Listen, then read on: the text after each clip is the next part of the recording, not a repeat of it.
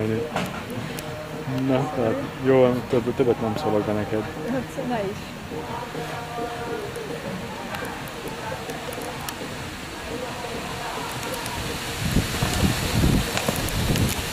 Nem tudom, valószínűleg felidő lesz. Én is ettől félek, hogy most elkezd esni az eső, aztán becsukom a kamerát, meg kikapcsolom, meg kihúzom az elosztót, és akkor lepakolok.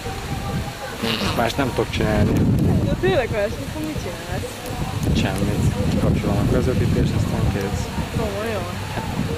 Én mit csináljak? Áztassam el a kamerát, hogy legyen rövidzálatos ez az elosztó. Ez az a hívet, hogy nagyon gáz. Aha. Mindenki